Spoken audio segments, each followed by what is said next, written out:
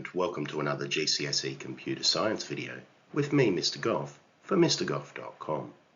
This video will focus on threats to computer systems and networks. Threats to computer systems and networks come in many shapes. Some of the forms of attack you need to be aware of include malware, social engineering, brute force attacks, denial of service attacks, data interception and theft, and the concept of SQL injection. We're going to take a look at each of these in more detail.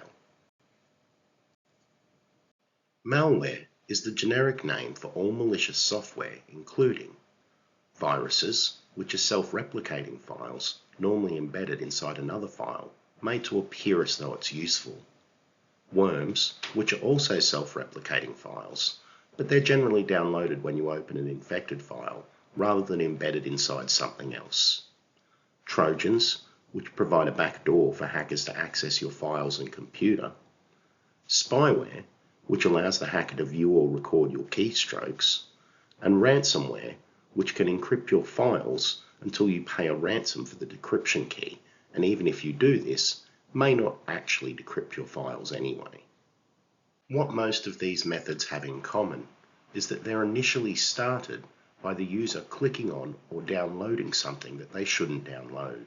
Social engineering is the name given to methods to deceive people into giving over personal details and/or money. This includes things like phishing, where criminals send out loads of emails that might have infected links, or a link to a cloned site, or even a web form that harvests your details.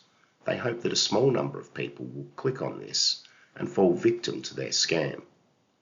It also includes blagging, where a story is concocted to trick people into giving away money or details. For example, the infamous Hi Mum text scam, where people text people hoping that someone's mother will pick it up, read a message appearing to say that their loved one has fallen victim to some sort of problem and urgently requires money, and send that money to the criminal. Another method of social engineering is shouldering, where your PIN or password is observed as you enter it. This might involve someone distracting you so you don't realize it's happening, or it might even involve sophisticated cameras that are used to try and capture people's PIN and password.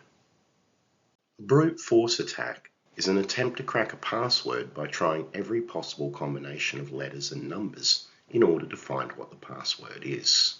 A denial of service, or DOS attack, is where a server is flooded with more requests than it can handle, slowing it down, possibly stopping it, and making it hard to identify the real requests from the bad requests. A distributed denial of service attack, or DDoS attack, is the same thing, but it makes use of multiple computers to flood the target with requests. This sort of attack is often performed by someone using a botnet, where there's a series of infected computers that can be controlled by the hacker to all send their requests at the same time to the same server. Data may be intercepted during transmission across a network. This is primarily a concern on wireless networks, where data moves through the air and hackers use tools such as packet sniffers to try to access the data. With a wired network, this is far more difficult, as you have to physically connect to the network in order to intercept the data. SQL, or Structured Query Language, is the language used to interrogate a database. SQL injection is where hackers enter SQL code into input boxes on web forms and manage to interact with the database. They might be able to do things such as view the data in it, copy the data in it, delete the data that's in it, or add new data that is not supposed to be there. That brings us to the end of this video looking at threats to computer systems and networks. Join me in the next video when I'll be looking at methods to identify and prevent these vulnerabilities. Use the resources at MrGoff.com to help you revise computer science, and until next time, it's bye for now.